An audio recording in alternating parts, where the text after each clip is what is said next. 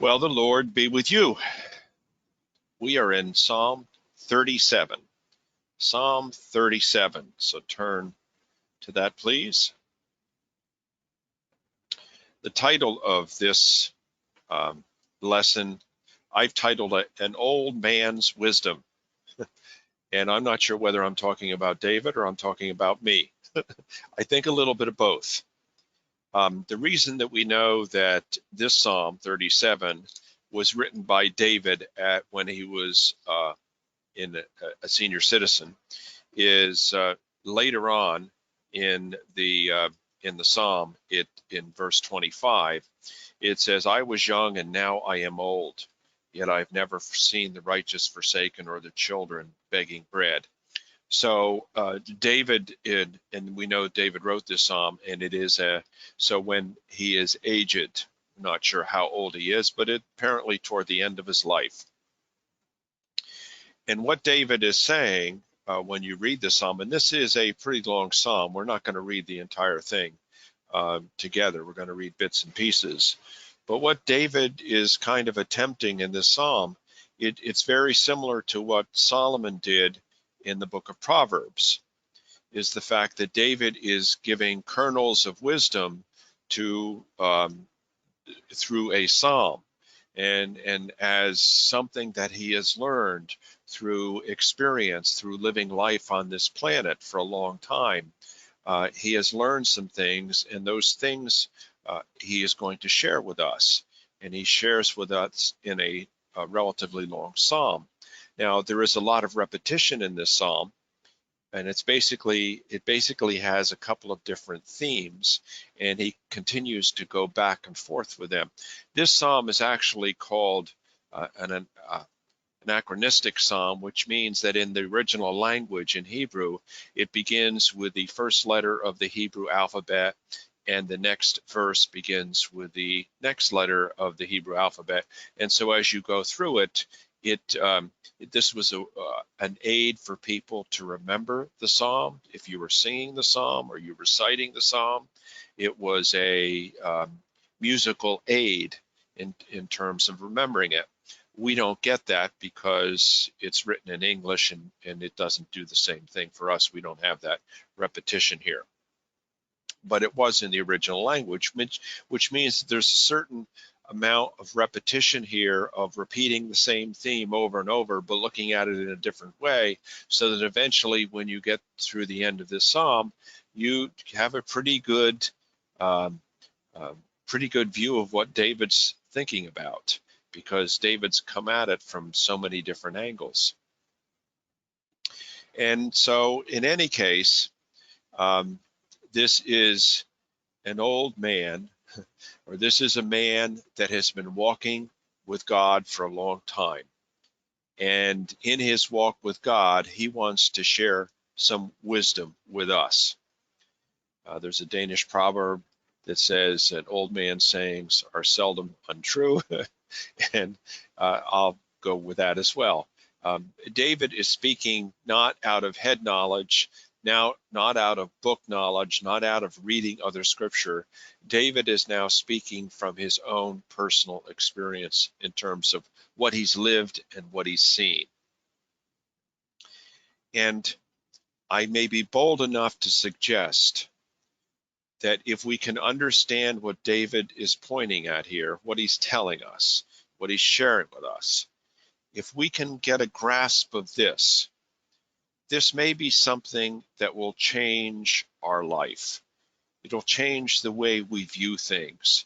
It'll change our view of our relationship with God, and it'll change our view of our relationship with other believers and even non-believers. So I'm laying that down, that fleece down right now, suggesting that what David is telling us is of importance. So let's read Psalm 37, and we're going to read, probably the first 7 or 8 verses. "Do not fret because of evil men, or be envious of those who do wrong. For like the grass they will soon wither, like green plants they will soon die away. Trust in the Lord and do good.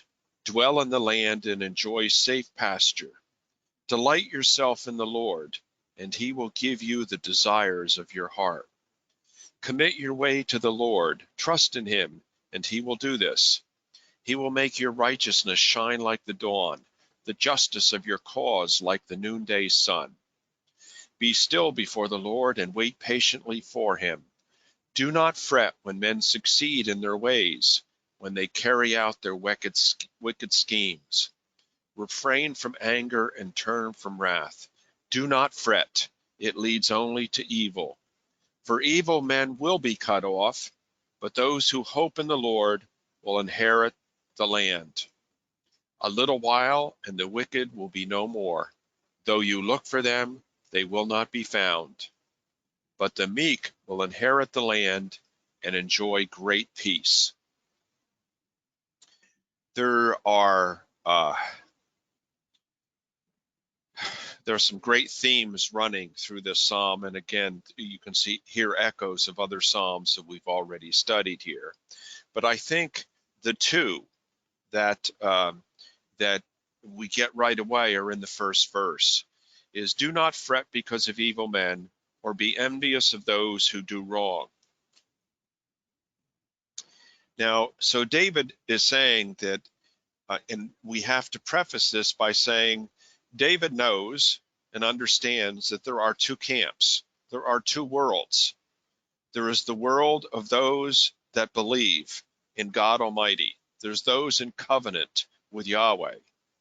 And there are those that are in covenant, if you will, with the world. Those that are part of the world's camp. This is like St. Augustine, where it was the city of God and the city of man. There are two cities, and everyone is in one city or the other. And those that are in the city of God, David, if you will, is directing this to them, to the believers, those that are in covenant with Yahweh. And David is saying, listen, there are two reactions. As you look out and you see what's happening in the world, what you see what's happening in the city of man, and let's face it, the city of man is what controls the earth now. In other words, when you look out, we are not in the middle of heaven. We are not in the middle of the kingdom of God. We are in the middle of the kingdom that is under Satan's dominion. We are under the world. This is the world's power, which is under sin. And so as we look out and as we see what's happening in that world of sin, there are two reactions that the believers tend to feel. The first one is that they are fretting. Now, fretting means worrying or anxious or being concerned, being overly concerned. So it says, "Do not fret because of evil men." So as we look out at the world of man, we see evil, we see wrong, we see injustice, we see things that are not proper and not right. And it is easy to fret, to get anxious. And in a sense, it's certainly right to fret and get anxious. You'll remember that when Jesus went money changers in the temple, he got angry and he then threw them out and caused a great disturbance. And it said his anger rose, okay, because he saw that which was evil, that which was wrong. And so as we see evil in the world, there is this tendency, yes, to get angry at it, and that's perfectly okay.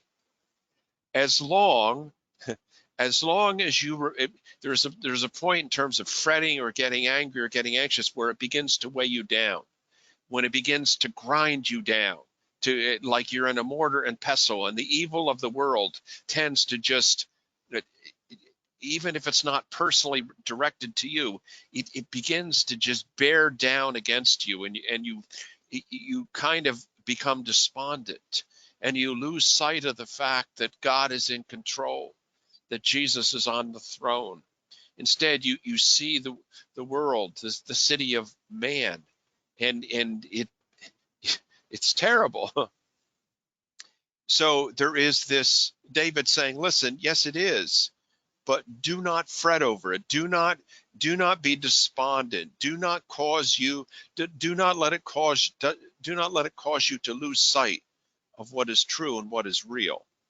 So, and David's going to explain to us what he means by that. There's a reason to do this. There's a way to not fret over the evil in the world, and that is to understand how transitory it is, how impermanent it is, how temporary it is.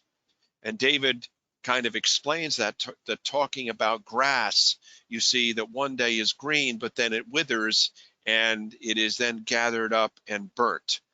Now, you don't understand that unless you live in a climate like Israel, which is similar to California, for example, and there is a rainy season. And in that rainy season, everything becomes wonderfully green, and the grass and the lawns become in the forest become very green and verdant, very nice. But it lasts such a short time, and then the dry winds come in, and the lack of rain, and all of a sudden that wonderful green grass that was growing so wonderfully now dries out and becomes like tumbleweed. It becomes it becomes dry and dusty, kind of like moss. And what happens to that? It withers, it dies, it burns up, and you have these fires again, which just increase because of the dry grass and weeds. And so David's saying, listen, there is a very short season, and as you look out, you see evil, and evil has its season, but it's temporary, and it doesn't last long. Okay, and it will wither and it will die. And David's speaking from experience. In his own life, he has seen that. He has seen the death of people that were after him. He saw the death of Saul, who was out to kill him. He saw the deaths of the others that were out to get him. David's lived through this. He's lived through times like this, and he's saying, listen, those times are short-lived. Those times are transitory. That's not permanent. That's not real. So set your eyes on that which is real. So that's the one thing. It is to fret over evil, and the other is to be envious. In other words, do not fret because of evil men, or be envious of those who do wrong. Now, I'm not sure if you can get where David is coming, but I can get it. In other words, I look out in the world, and who are the people that are successful? Who are the people that get rich? Who are the people that have power? Who are the people that get recognized? And it tends to be the people, you see, the people that do wrong. You know, the people that squeeze other people. They're the ones that get power. The people that pay their laborers an unfair wage. They're the ones that become rich. They live in the mansions while the people that work for them live in hovels. And it's always been like that. You know, it's not just today. I mean, it's always been that way. It is, and so as you look out, there's almost a jealousy saying, I wish I had what they did, but I'm a Christian, and so I don't. And there is if you will, there is kind of a longing in parts of our heart that we know we're Christian, and we look at those that do evil and have gained a lot of worldly goods through what they have done, and there's part of us that is jealous of that. Part of us that, if we're not jealous of it, we're at least envious of it, and we're in a sense, we almost grumble against God. Is that these people have gotten all the good things in life, and here I've kind of sacrificed my life to be good, to follow God's way, and I get the bottom of the rung. You know, and so there's this, and it's a terrible thing that begins to eat at you, and this you envy others, and so in this psalm, it really is dealing with, if you will, the Christian mindset. In other words, how do you see yourself? How do you see the world? Who are you? Why did you become a Christian in the first place? What did you get out of this? Why did you come? What was the reason you came? And is that what's keeping you or not keeping you as a Christian? How do you see yourself in the world? So this is a really important question. Why are you a Christian? Ask yourself that. Why am I a Christian? Was it because you were brought up a Christian, so it's tradition, so it's just kind of habit, it's cultural, you've grown up that way? Okay, I can understand that. I don't think that's being a real Christian, but I can understand that. Most of America's like that. We've grown up in an American culture that we assume is Christian. And so we're a Christian because we're born in America. Okay. Others are Christian because, and frankly, their answer would be because they want to go to heaven when they die. Is that why you're a Christian? Because you want to go to heaven when you die? Now, I guess what that means is you want to eventually avoid pain and the torment of hell and enjoy the pleasures of heaven. So you are kind of thinking long term here and thinking that for my own eternal, immortal soul, it's better to be a Christian than it is not, because I don't want to not be in heaven. So that's why you're a Christian, because I want to go to heaven. Or are you Christian because you thought God would give you everything? God obviously owns everything. He's in control of the whole world. So if you become a Christian, God will give you that because, you've given your life to him, and so he will give you everything. He'll give you prosperity and health. And there's a certain part of the contemporary Christian community that believe that, the prosperity gospel, is that God meant me to be rich. God meant me to be completely healthy. God meant me to enjoy the pleasures of life. And so maybe that's why you're a Christian, because you believe that. Many others are a Christian because they think it will earn them something. Is if I'm a Christian and do good and follow certain rules and regulations, you see, I will be rewarded. And whether that reward is on earth or in heaven, it's being good is a reward. And so you must follow these rules and regulations and have certain behaviors, because that's what a Christian is. There's a person that they do good. They have good behavior. They have good high moral standards. That's why you're a Christian. What, and there are other reasons. In other words, I don't know why you became a Christian, but think about that. What was the point of it? What turned you to God? What did you seek? What did you want? What advantage did you see coming to this God and, exchanging your life for his life? What was it? Well, let me say this. The reason people get into the kingdom, if you will, the reason people come to God, you see, the very reason they've been talked in to coming to God tends to be the reason they stay.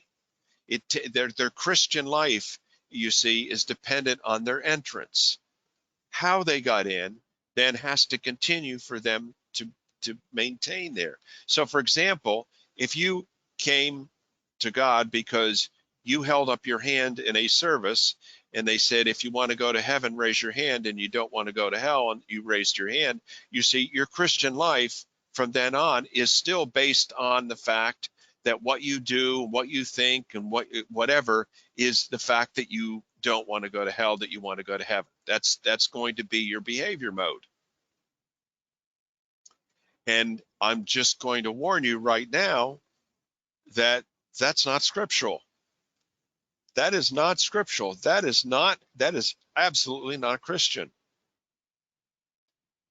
Jesus didn't come down to earth to offer people a ticket to heaven. I mean, and he said, you don't want to go to hell, you want to go to heaven, so recognize me, right? That wasn't being a Christian. He also didn't come down and say, listen, if you want power and wealth and goods and prosperity, then come to me and I'll give it to you all. I'm sorry. He didn't say that either. He didn't He didn't say, well, come to me, and if you lead, when you become a Christian, then there'll be certain ways for you to live, and you'll know how to live because you can do this and not do this and do this and not do this. So it's a very legalistic but easy way of life. You'll know whether you're living right or whether you're living wrong because of whether or not you follow these rules and regulations. That wasn't it either. So the question is, why? Why did Jesus come? And why do we become a Christian? Why did Jesus come? And why do we become a Christian? And if I can give you, and let me see if I can go, well, I think I've put it in later on, but I'm going to say it right now, is that the key is found in the New Testament where Jesus says, come to me, all you who are labor and are heavy laden. Why? Why should you come to Jesus? And Jesus says, and I will give you rest. That was the point of becoming a Christian. That is why Jesus came, is so that to the human, Jesus would offer rest to us. Now we're going to explore that in a little bit. What does that mean? What does it mean that God gives us rest? And that's why we're a Christian. But what I want to do now is I want to turn to two parables in the New Testament and kind of show you another meaning, another view of those. And the first one is the prodigal son. And of course, we go back and back to this all of the time, the prodigal son. And if you, and we don't necessarily have to read it, but I want to go over this again. You remember the prodigal son. He was the younger son. He went to his father and he said, Father, I want my inheritance now. I want to go out and kind of make my own way in life. And so the father then gave the younger son his inheritance, who he left, went into a far land, and completely ran through the money, completely ran through everything, hit rock bottom, and eventually came home to his father and asked his father to take him back even as a servant because he had lost absolutely everything. And so of course his father then takes him back and they have a royal feast and accepts him as his son and is thrilled with him being back. And so we see a picture of this covenant father and son. So it's covenant God and in covenant with his son. But the last part of the parable is about the older brother, or the prodigal's brother. And the prodigal's brother, we're told, is one that has been faithful, has done what he's supposed to do. He stayed home. He kind of worked with dad. We get the feeling he wasn't particularly 100% enthusiastic about things. He was kind of there because he had to be there. He was part of the family because he was part of the family. He was the older son. And there was this sense of duty, not a sense of joy, not a sense of thrill being in his position. It was, well, I stayed here. And so we get this transaction where where his father notices him and says, why aren't you celebrating with the rest of us? And the older brother says, why should I celebrate? You know, I've been here this whole time. I've never left you. I never dragged your name through the mud. I never went through your money. I never ran up your credit cards. I never did anything bad against you. And yet, when did you ever throw me a feast? When did I ever get a party? When were you ever happy when I was around? And of course, the father looks at him and says, everything I have is yours. Okay. You can, his father was saying is, every day is a party. If you want a party, you can have a party. Every day you're in my household. Every day you're in my fellowship. Every day you're in my good grace. Every day we can talk and share with one another. And so the point was that the older son missed something. He missed what was going on with the younger son. He missed what was important. It wasn't the fact that his younger son was just coming home. It wasn't the fact that he was just entering back into the family. He missed the fact that what was happening was the covenant relationship was being put together, that the younger son and the father, you see, they're in reaching out and hugging each other. You see, there is this, the covenant relationship, the understanding, the love between one another is now cemented. He missed that. And he missed the fact that he, you see, had that the relationship with his father was possible.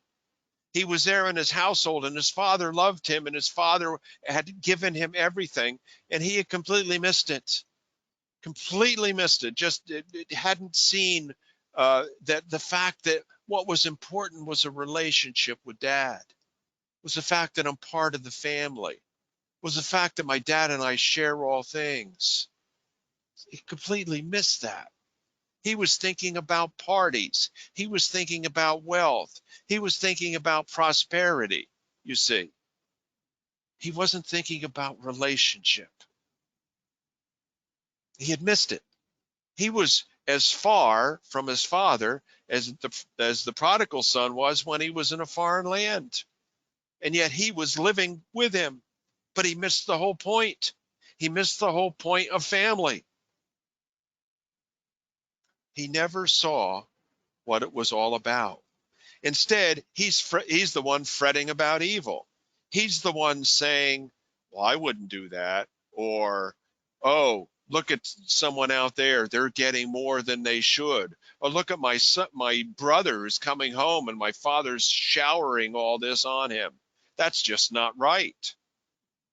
You can see him being very legalistic about things. The reason, why was he home? Why didn't he leave? Good question to ask. Why didn't he leave? Because he had left in his mind. He had left in his spirit. And instead he was there either out of duty or obligation or legalism.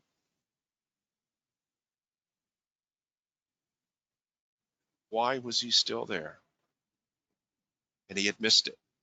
And this was an opportunity, you see, with his younger brother coming. It was an opportunity for him to repent. It was an opportunity for him to say, whoa, have I been wrong? I missed all this. I didn't understand the covenant relationship with dad. I didn't see this as we're in this together. I didn't, I missed all this. It was an opportunity for him to repent.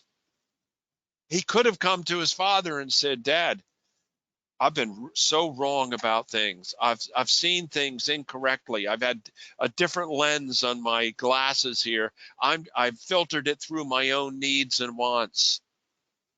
And I've never got it till just now. I see it with you and my brother, and that's really what I want. And the father would say, yes, it's been here for you. My arms have been open to you. You just haven't taken them. So there's something in that that's very similar to what David is saying. The other parable, And I bet you have not thought about this parable. This is in Matthew chapter 20. And it's called the parable of the workers in the vineyard, or vineyard workers. So we go to Matthew 20. We're going to read this. It says, "For the kingdom of heaven is like a landowner who went out early in the morning to hire men to work in his vineyard. He agreed to pay them a denarius for the day and sent them into his vineyard. About the third hour, he went out and saw others standing in the marketplace doing nothing.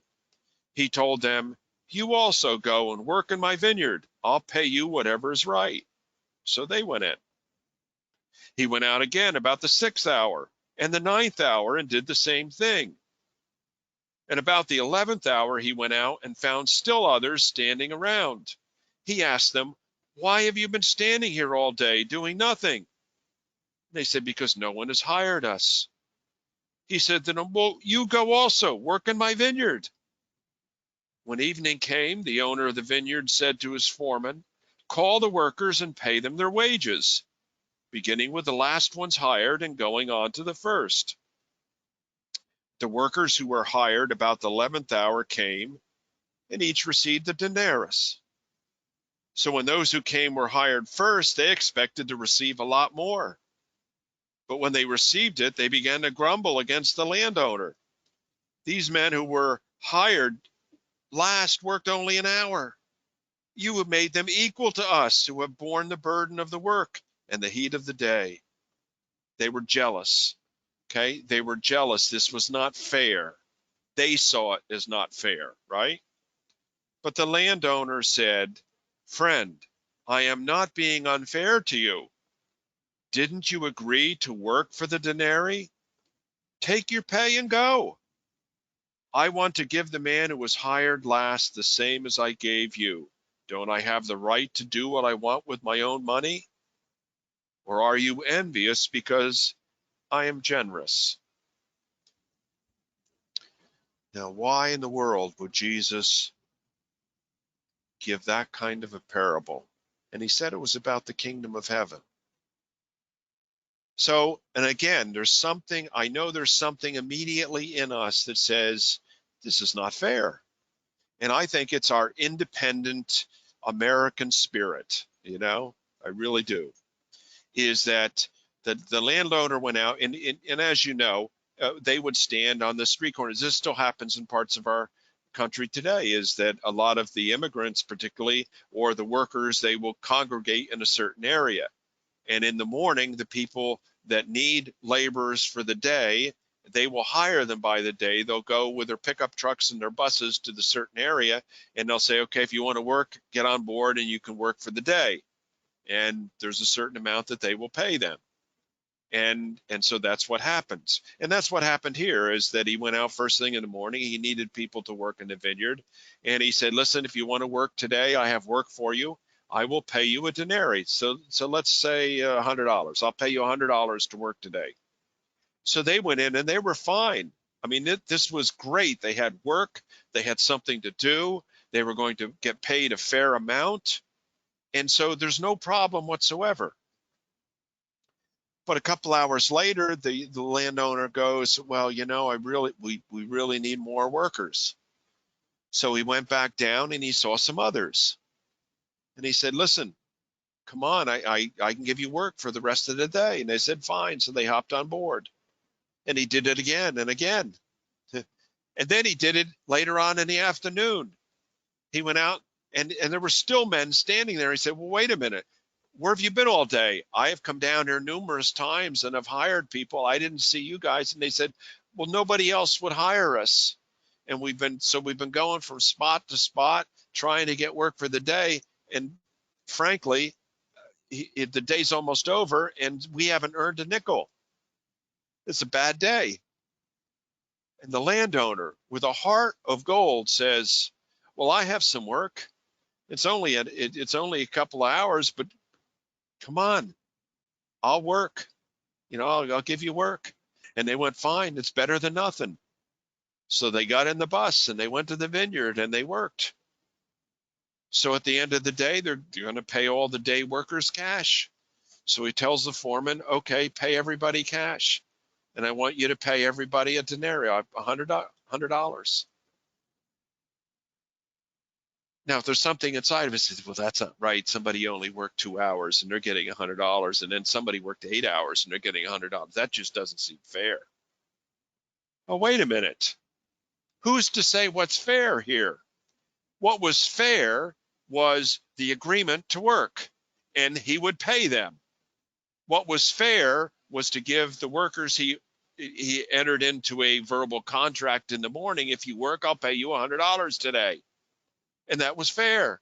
And they jumped at the chance in the morning. It was great. And the people he decided to give $100 to, and they only worked a couple in the afternoon, it's like, whoa, what a wonderful, gracious landowner here. This is just, it's our lucky day. Well, it's their lucky day, but now you have all the ones that worked all day grumbling. Why were they grumbling? Because they saw work, you see, as something that was hard, something that was difficult, something that was onerous, something that was a burden, something that was not fair. They had to work.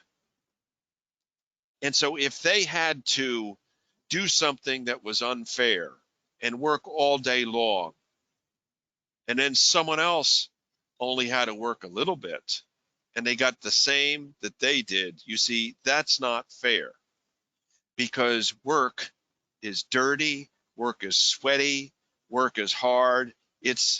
Work is it's drudgery, you see. Now let's so step into this situation, if you will. Let's assume that work is not drudgery.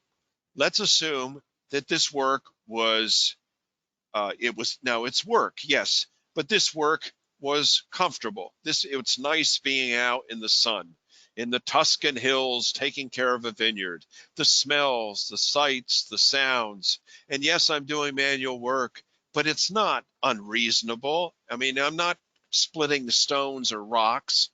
I'm in my vineyard. Okay, I'm in somebody's vineyard and I'm pruning. I'm taking care of it. I can talk with the other people here. I'm enjoying. He's providing drinks during the day. This is not onerous. This is not a bad deal. As a matter of fact, this is a good deal. If I could have this job every day, I'd take it. You see. So if you take the badness out of work, and we always associate work with badness, but you take the badness out of it. And so the landowner was giving these people something to do for the day. And those that came later, you see, they had work too, but it was only, a couple of hours. Now, let's say, and this is weird, but let's say work was really rewarding. Okay. Let's say it was really enjoyable. There were benefits to work other than money. Okay. Let's say the benefits were, fresh air. I can get a nice suntan while we're working. I can think while we're working. I can chat with my fellow workers here, and we can be creative. We could talk about this. This is fun. This is better than standing down at the corner waiting to get a job. This is social. So it's a good time.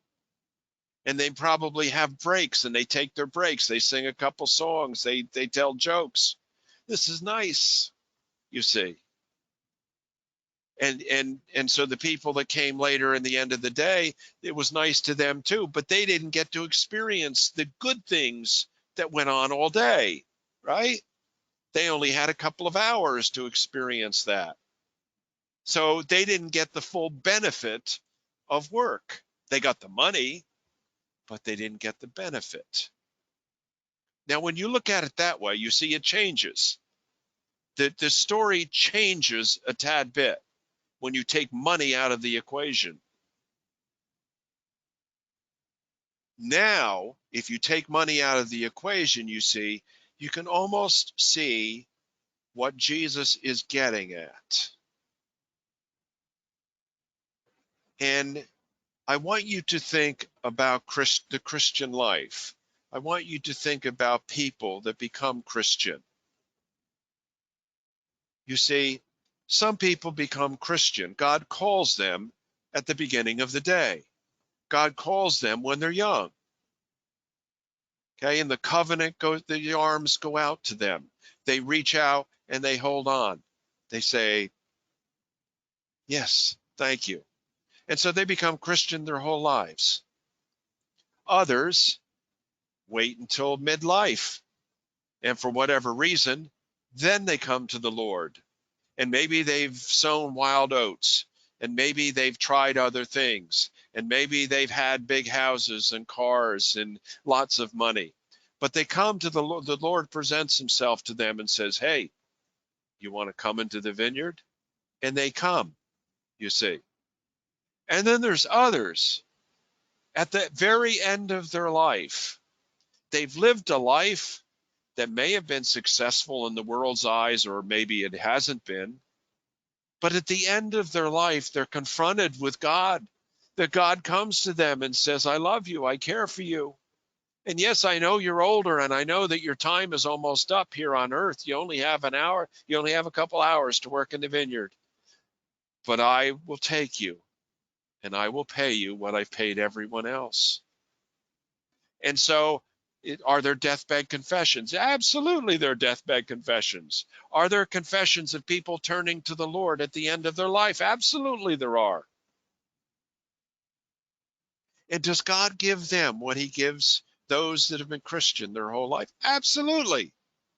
The covenant is there for them. God's love is upon them, you see. They receive all of God's goodness, all of God's mercy, just like you did if you came when you were young. And yet there's something inside of you that says, that's not fair. That's not fair. I've been a Christian my whole life.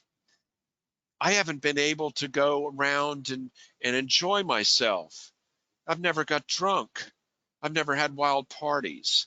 I've never had, great yachts or big houses. I've been very strict. I've been, I'm doing everything, being a goody two shoes. It's not right then that God allows someone else to get into the kingdom because they've enjoyed all the fruits of sin. That's what this is about. It's about the fact that, wait a minute, if there's something inside, and I'm being honest here, if there's something inside of you, particularly if you've been a Christian for a long time, if there's something inside of you that when God comes to someone else older, they've had another life, a worldly life, and they come to the Lord, is there something inside of you that says it's not right? I've been working in the vineyard my whole life. And yet this person, they get in by the skin of their teeth and God gives them everything that he gave me. That's just not right. You see, then I'm doing what these people did in this parable. Then I'm doing what the older brother did in the prodigal son story, you see. Then I have not seen what Christianity is really about. I don't understand, you see, what being a Christian is. I've missed it. I've missed it.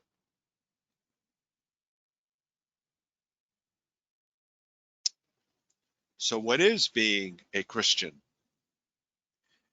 Being a Christian, you see, is understanding who you are, understanding who God is, and accepting what God offers. God comes to you. God says, I love you. I care for you. I forgive you. All of my life is yours. I will take all of your sin. I will take all of your inadequacy. I will take all of your labor, all of your burdens, and I will exchange it. I will give you rest. You can enter into my rest. God's rest. You no longer have to try to please God anymore. You realize that? Being a Christian means you never have to please God anymore. That you can throw that out the window. You don't need to do that anymore. You don't have to make God happy. You don't have to do things to please God. You don't have a list of do's and don'ts. Instead, God comes to you and says, it's all yours. I've given it all to you. Exchange what I have for what you are. Because the whole point of this, the whole point of Christianity, the whole point of the good news, the whole point is God coming to us. The whole point is God saying, here, it's yours. I give you my rest. Enter in to the rest. That's why it's called good news. Good news. I don't have to please God. I don't have to do anything to make God happy. I don't have to do something, present something, be something. Instead, the good news is God is here. God loves you. God's gonna hire you and pay you the full $100. Whenever he called you, it's all yours. So I don't care whether God called you when you were 9 years old or whether God called you when you're 90 years old. It's all yours. The key to Christianity is that it's a relationship. It's a relationship with Father. That's what it's about. Christianity is having a relationship with my Father. He lives in me, you see. Jesus lives in me. It's no longer I that live, but Christ lives in me. It's this relationship. That's what Christianity is all about. It's not about anything else. Paul, okay? Philippians chapter 4. Think about Paul's life, by the way. Paul, who tried to please God. And really, I mean, he tried to please God more than more people. That's why he was on a crusade to kill those first believers, because he felt they were being hypocrites. He felt they were against God. So he was trying to persecute them. He was doing his best to win God's favor, to do what is right. And he discovered it wasn't about that. He discovered it was about God's love. And then Paul goes through in his missionary travels, in his ordeals, in his persecutions himself. Paul does not have an easy life. It's not the prosperity gospel. Of course, he never thought it was a prosperity gospel either. He understood it was the relationship. But you see, he spends his life and he is in situations that are dire. He's in prisons. Okay, he is in areas where food is scarce. He's in rough times, rough situations. And Paul in Philippians 4 tells us the key. Okay, and in verse 11 in chapter 4, Paul says, "I am not saying this because I am in need, for I have learned to be content, whatever the circumstances. I know what it is to be in need. I know what it is to have plenty. I have learned the secret of being content in any and every situation, whether well-fed or hungry, whether living in plenty or in want." What is that secret, Paul? What did you learn? How did you learn to do that? Paul was saying, listen, I learned it wasn't in my circumstances. Okay, it wasn't whether I had things or didn't have things. That wasn't Christian life. That's not what it's all about. And as a matter of fact, Paul said, listen, I've learned. And when he says he's learned, he's had to take a while to learn this. This wasn't an easy lesson. But I have now learned to be content in whatever situation God presents to me. Whether it's in need, whether it's in plenty, I've learned to be content. It's not about what I have. It's not about my money. It's not about my bank account. It's not about my house. It's not about my job. It's not about any of those things. I have learned to be content because what's important here is I can do everything through him who gives me strength. This is St. Paul who said, Christ in me, the hope of glory. It is not I that live, but Christ lives in me. In other words, it's relationship. I have learned that the Christian life is relationship. It has nothing to do with goods, has nothing to do with money or wealth or pleasure or health or any of those things. It has nothing to do with going to heaven. It has nothing to do with being a good person. I have learned that it is relationship with Father. You know, and that's what Abraham learned. That's when Yahweh came to Abraham right at the beginning, you see, and they entered into covenant. It was the exchange of one with the other. It was God who comes to Abram, and God says, Abram, I'm here. I want to bless you. I want to give everything that I am to you. And in return, you give what you are to me, which is nothing, right? And you can even have my name. So I will put my name within your name. So Abram will now become Abraham. Okay, the Elohim, the Yahweh, you see, gets slid into Abram's name. And Abraham says, God becomes, I am the God of Abraham, Isaac, and Jacob. You see, God put his name. And they exchanged this. And so the covenant agreement is, I can do everything who gives me strength. I can do everything because the other person who is God himself, you see, is in covenant with me. And he's in covenant with me in the Holy Spirit in my life. And so he is working his life out through me. So I can do all things through that. And it doesn't matter. It doesn't matter whether I have money. It doesn't matter whether I have a bank account. It doesn't matter whether I have a big house or a great job. It doesn't matter. That's not the point. That's not being a Christian, you see. Now go read Sermon on the Mount. You know, boy, the Sermon on the Mount, does it just keep coming back and back and back to that? The first words of Jesus, Jesus's first sermon. Blessed are the poor in spirit, for theirs is the kingdom of heaven. Blessed are those who mourn, for they will be comforted. Blessed are the meek, for they will inherit the earth. Blessed are those who hunger and thirst for righteousness, for they will be filled. Blessed are the merciful, for they will be shown mercy. Blessed are the pure in heart, for they will see God. And blessed are the peacemakers, for they will be called sons of God. Blessed are those who are persecuted because of righteousness, for theirs is the kingdom of heaven.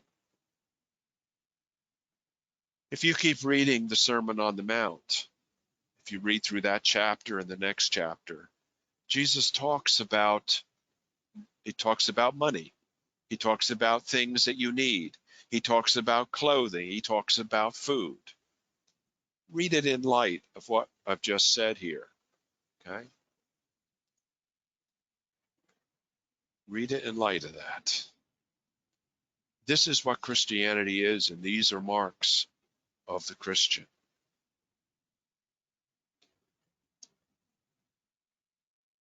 What's life all about?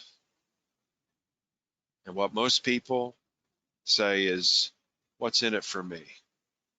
I'm here, what can I get? I'm here, set on earth, I'm going to see what I can get for myself. This is the city of man. This is the world, you see. I am placed in the world, I will get as much as I can for myself. That's what it's all about. What is in it for me? So everything I do, everything I work toward, All of my thoughts, my plans, my dreams are about how I can fulfill myself, how I can gather these things. And Jesus says, when you're done with that, when you've reached when you're exhausted with that, come to me. I'm here. I will give you rest. It's not about gathering things for yourself. It's about a relationship with Father.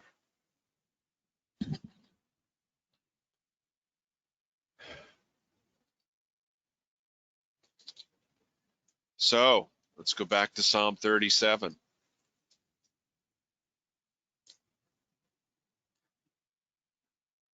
Do not fret because of evil men, or be envious of those who do wrong.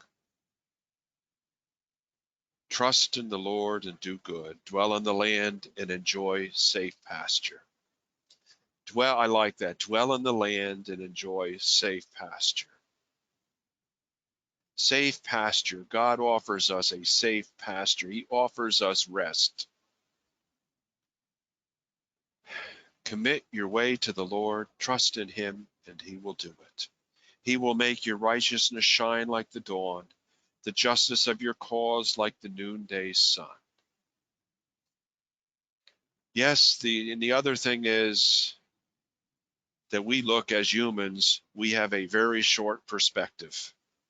We look from our viewpoint, from our time frame, from our experience in time, is that we have certain amount of time to do what we have to do, to get what we have to get, you see. And we look that way. And yes, evil looks good, and evil prospers for a while. And people that do bad things and say bad things and are dishonest, and people who are conniving and people that are evil, will they prosper? Yes, they will prosper. Yeah, they can by their own wits and by conniving and doing wrong. Yeah, they can make things look better for themselves and get things, but it's only for a season. You see, it's like that grass that is green for a very short period of time. And when it's green, you go, wow, this is really green. Isn't this nice? But it doesn't last very long. And when we sit back, when we take a big perspective, when we take God's perspective, or even when we take a historical perspective, you see, David now is looking back over his life. He's looking over 70 or 80 years. And David said, yes, I know in the short term, evil appears to prosper. These people seem to get on top. These people have what they need. These people get the best things in life. I've seen it. But guess what? I've also seen that it's very short-lived. I've seen that it withers up. It dries. It dies. I've seen the truth wins out. I've seen that God remains faithful. I've seen that his faithfulness is what lasts. His faithfulness is firm and sturdy. So David is sharing that with us from his perspective of a long life. And I can share that from my life, okay? Maybe I'm the same age as when David wrote this. I don't know. But I feel the same way in looking back at my life. And so advice I can give to my children, my grandchildren, is the same as what David gives. I can say, listen, don't fret because of evil. Yes, evil is evil, and evil is wrong, and evil should be called out, and evil should be done away with. But don't fret over it, okay? It will last for a season. Really, it will last for a season. God is in control, you see.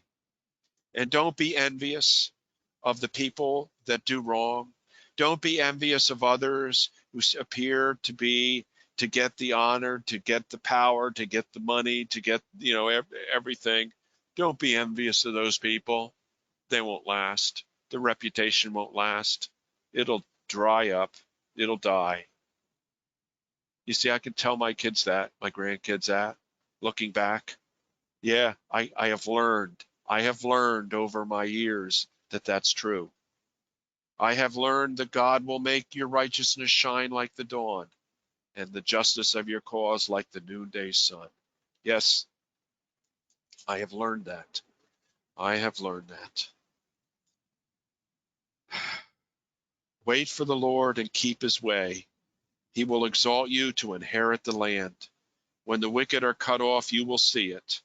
I have seen a wicked and ruthless man flourishing like a green tree in its native soil, but he soon passed away and was no more. Though I looked for him, he could not be found. Can you say that? I can say that.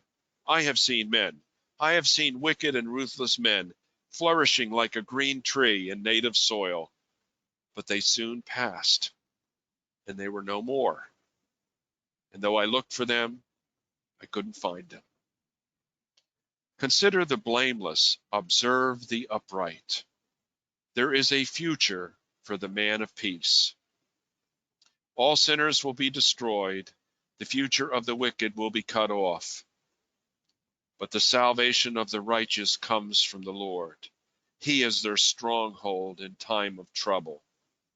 The Lord helps them and delivers them. He delivers them from the wicked and saves them because they take refuge in him. The good news, the good news. God reaches out to us. God offers up us his covenant, his love. We can exchange it. We don't have to do anything. And we can live in God's peace. And yes, the older you get, you begin to see things more from God's perspective, more from a long-term perspective. That not only is there an earthly long-term perspective, but there is an eternal perspective, which we only glimpse now and then. And fortunately, occasionally, our eyes begin to see beyond the tangible. They begin to see beyond the earth, and they see what is real, what is true, what is eternal. And to everything there is a time. To everything there is a season, a time to every purpose. Yes, there is. So God bless you. Meditate on this psalm. It's a great psalm, 37. Okay? Great psalm. And live in God's love. And share God's love. And don't be envious of God's love toward your brothers and sisters. Lord bless you. Amen.